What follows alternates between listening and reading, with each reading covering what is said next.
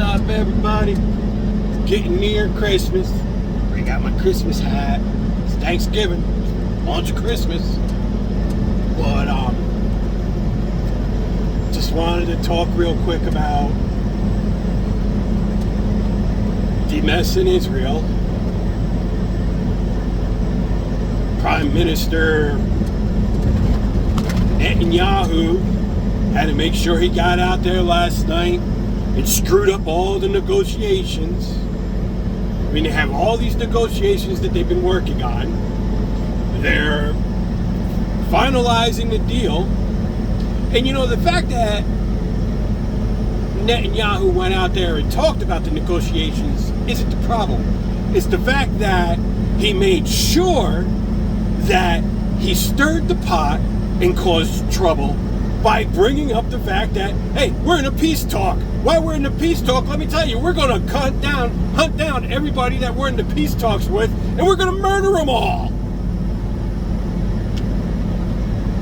These are the people we're dealing with on the Israeli side. I mean, granted, the leadership of Hamas are a bunch of savages. You know, not giving them a pass here. They're savages and animals, the leadership. But wouldn't you expect better from Netanyahu? I mean, he's one of these people going out there calling the other side animals and idiots and morons and stupid and this and that. Then he goes out there and he shows how much less intelligent than they are, than them, he is. You know, how are you supposed to bring peace to the Middle East with these kind of freaking idiots and savages running the governments? Like I said, you got savages running the Hamas government. You got idiots running the Israeli government. What, you know, I make it no secret that, you know, I mean, everybody knows, anybody who's been paying attention, you know that, you know, how much I looked up to, and still do, even in hindsight, look up to Prime Minister Rabin, who was Israel's greatest prime minister. And with Rabin rose Arafat from the ashes of being not so great a man to becoming a true leader. So, you know, Arafat and Rabin, that's the example of leadership that is needed right now in the Middle East. And, you know, I doubt it will be found in Hamas. Maybe it can be, but I doubt it. There's just too many issues with Hamas, especially because of what its leadership has recently done, October 7th primarily, for it to be easy to take Hamas seriously as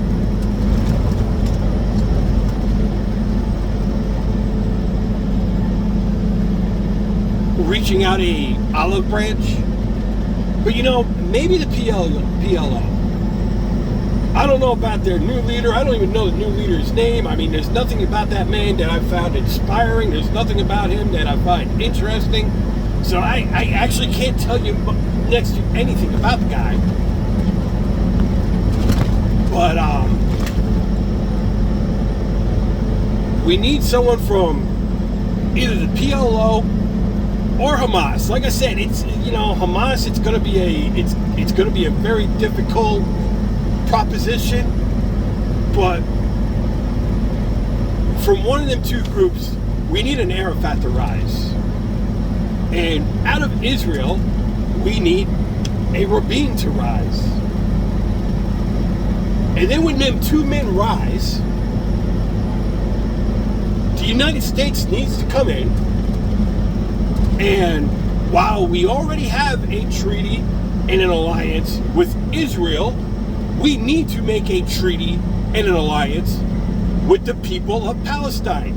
Granted, right now, technically, the people of Palestine are a people with no country. There's an irony in that. But, you know, once the United States makes an alliance in a peace treaty with the people of Palestine, that kind of ties a lot of hands.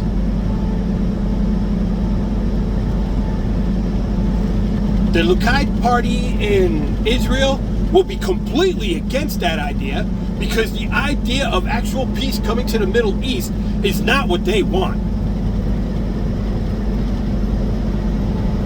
Zionism is not about equality and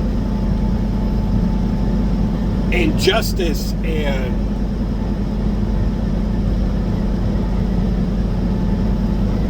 humanity, like, ironically, the Israeli Constitution is, like, ironically, Judaism is. Zionism is not about those things. So, you know, I would have as little faith in somebody rising, trying to act like a Rabin, coming out of the Likud party, L-U-K-I-D, Likud, coming out of the Likud party. I have such a hard time pronouncing that word. As I would an Arafat rising out of Hamas. I mean, is it possible? Yes, it is possible. And ironically, if out of Hamas and Likud, those two individuals really did rise, that would probably be the most secure path towards peace. Because those are men with blood on their hands. Or women with blood on their hands. They are very flawed individuals. But when flawed individuals come together and say, we need to fix these things we have done, that is where you open up the road to peace. That was the thing about Rabin and Arafat. Both of them were very flawed individuals. Neither one of them men were perfect. Neither one of them men were, in the past, aspirations of peace. Neither one of them. But they became the face of peace.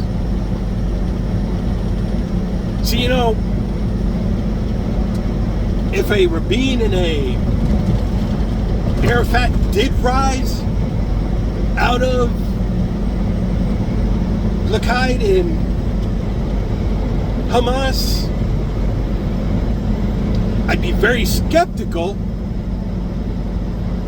and I'd be very guarded in my hopes, but at the same time, that might be where the real leadership of the next Rabin and Arafat will come from. It very likely could be.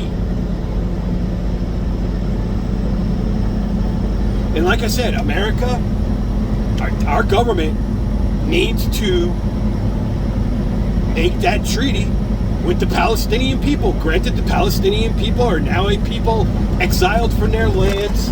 They're a people with no land. They're a people with no country. But they can again someday be a people with land and country. Unfortunately, not everybody is going to be back on the ancestral land. Some of the ancestral land is lost for good. Some of the ancestral land will be returned, though. I mean, that's just a reality that, you know, they'll have to face. But it needs to be a fair deal also. You can't just throw them out into the desert.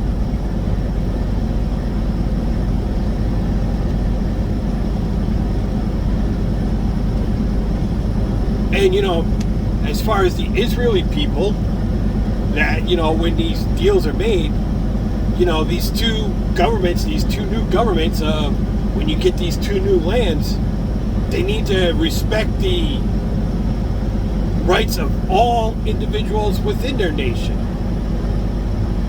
That means we can't, the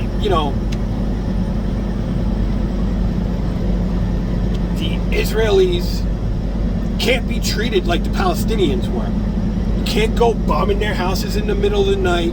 You can't go running them out of their homes at gunpoint. You can't come in with bulldozers while they're running for their lives and plowing down their houses. You can't treat the Israelis like the Israelis treated the Palestinians. It can't be done. It's just, if you're going to heal, you need to heal. I understand the animosity.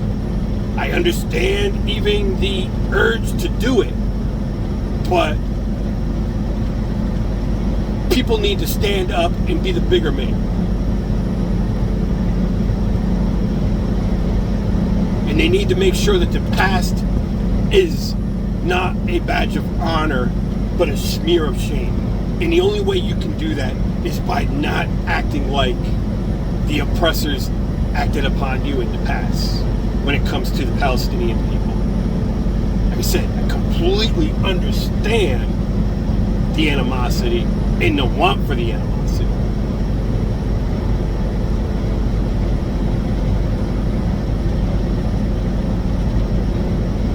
But when it comes to shaming your oppressor, the only way you can shame your oppressor is by being a bigger individual than your oppressor was.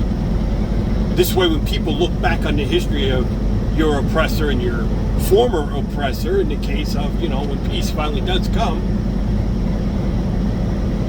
nothing they did that started that for their part in the conflict will ever be able to be carried as a badge of honor. It will always be a smear of shame, and that's what it should be.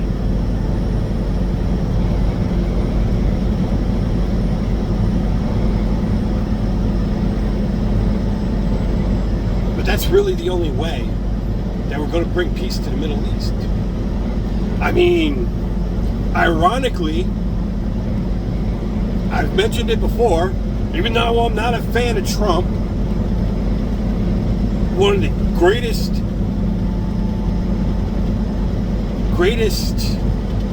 achievements of any president since Eisenhower was the Abraham Accords. Every president since Eisenhower has tried to get that level of peace in the Middle East. President Trump almost had Saudi Arabia there.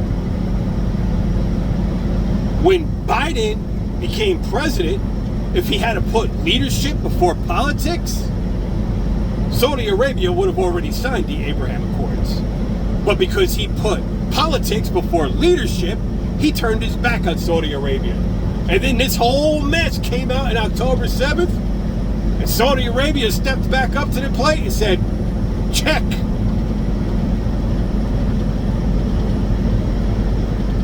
Big move by Saudi Arabia, because Saudi Arabia still wants to sign the Abraham Accord. They still want to partake in the Abraham Accords. They still want to sign the peace treaty with Israel. But because Biden wanted to put politics before leadership, he backed himself in a corner, and the Saudis have him backed in the corner because they told him, if you want us to sign that peace accord, you need to make sure that this whole conflict, the Palestinian people are going to be freed from the concentration camps, that the Palestinian people are going to be treated like equals, that the Palestinian people are going to have the rights that every human on the planet deserves, that the Palestinian people are going to be treated like people. Biden did that himself because he put politics before leadership. Otherwise, the Saudi Arabia deal, when it comes to the Abraham Accords, would have already been done. They were ready to sign it. Even Iran was starting to, a lot of people keep saying that, and that's the problem with this false flag narrative about Iran being involved with with Hamas. Iran was actually starting to open up a dialogue about partaking in the Abraham Accords. You know, it's always been a big question that I've asked, and it still ain't got an answer to it, how Mossad missed this whole thing coming October 7th, because according to the leadership of Hamas, they've been talking to people multiple times about the whole planning and getting prepared for the attack on October 7th. So how did Mossad miss it all? The only way for Mossad, you know, there's only one way for Mossad to have missed it. It's just that simple. I'm not going to say it. You can make your own judgment. But there's absolutely only one way Mossad could have missed it.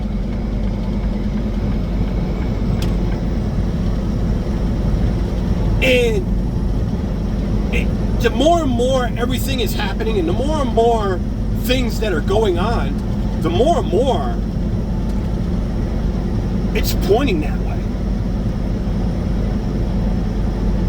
Like I said, that's something, you know, the one thing about Iran that a lot of people don't know, because they only watch American news, but this has been in the news from time to time, all over Europe, you know, different news broadcasts.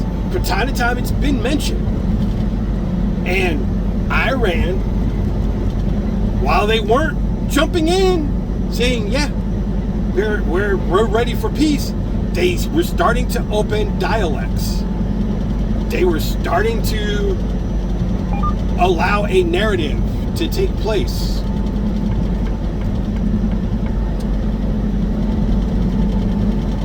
So why would they start that narrative and then get involved with that with Hamas? Now, as far as training Hamas, I can still see why they would do that. That makes sense.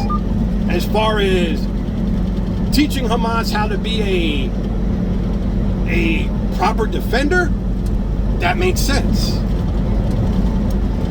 But this whole attack, that looks like another Mossad red flag operation.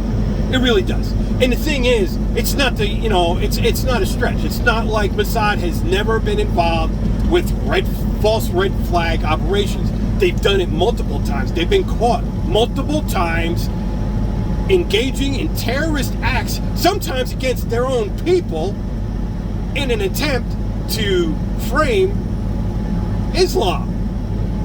Whether it be framing the PLO, framing Hamas, framing Al-Qaeda, whoever it was that they were planning on framing, but they've been caught multiple times engaging in false red flag events to frame the other side. So, you know, that's the problem. I mean, you know, you can't say that, you know, people that are talking about this, you can't say it's an actual conspiracy theory. You can say that, you know, it's improbable. I agree also. It is. I won't even say improbable, I'll say it's unlikely. It's actually probable. It's very probable, but it's actually unlikely. But unlikely isn't impossible. Unlikely is not improbable. So there needs to be a major investigation about what the hell happened on October 7th. And you also need to realize the people that were attacked on October 7th. The majority of the people that were attacked on October 7th are anti-Zionists. They believe in freeing the Palestinian people. They believe in the Palestinian people being treated like human beings. Those were the most unguarded people on the attack, during the attack.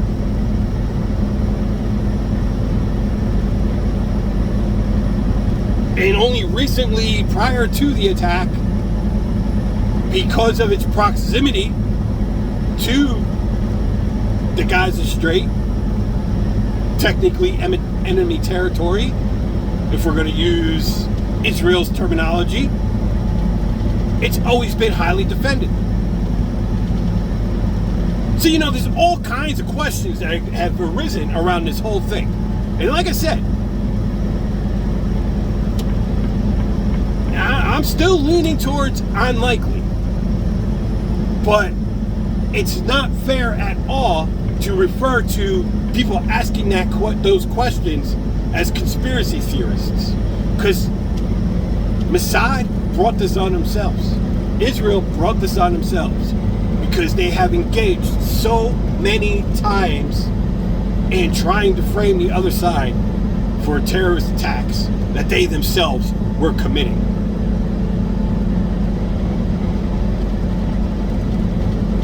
So, I'd still like to know who Hamas was really talking to. Because there's too many reasons why it doesn't make sense that they were talking to Iran. There's also plenty of good reasons why they were talking to Iran. So, it's...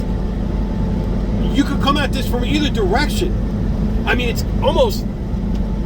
It's actually...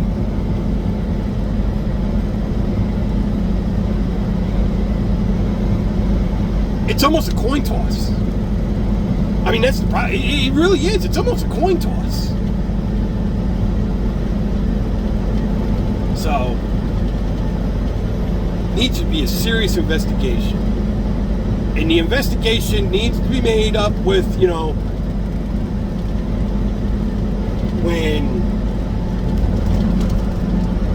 if something happens in the next couple months where there's actual peace can come out of this whole ordeal, and there actually is an establishment of a proper Palestinian government, then, the committee that would be investigating this, you need it made up with 2 people from the Palestinian side, 2 people from the Israeli side. You need 1 person from America, 1 person from Britain, 1 person from Jordan, 1 person from Saudi Arabia, you need people from, you need to make up a committee of, real world powers and people involved with this conflict. Like I said, the reason you want 2 Israelis and 2 Palestinians is because those are the ones mostly involved. Everyone else, you want 1 person from that country. If you make it up where it's a 12-man committee, damn. Like I said, 1 from England, from Britain, 1 from America, 1 from Saudi Arabia, 1 from Jordan, 1 from Egypt, 1 from Russia, 1 from China, 1 from Australia. You make it a mix also of people that have opposing points of view as well.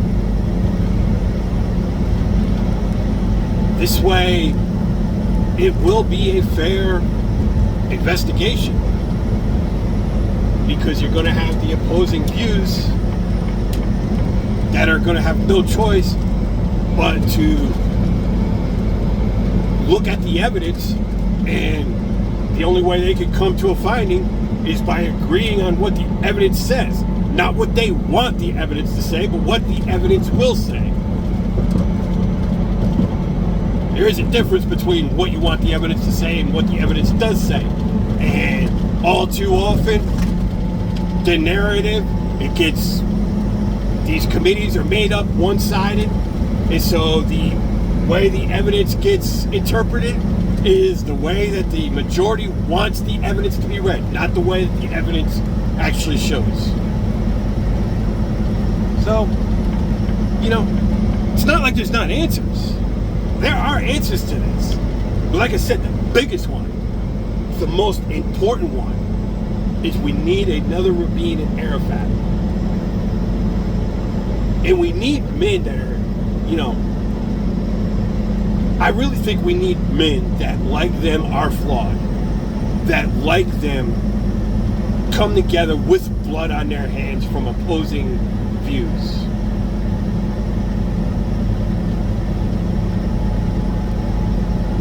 And those are going to be the ones that, over tea or drinks, they're going to sit there and they're going to talk about the horrors that they've lived through. They're going to cry together. They're going to laugh together. And together, they become the next faces of peace. Because that's what happened with Rabin and Arafat.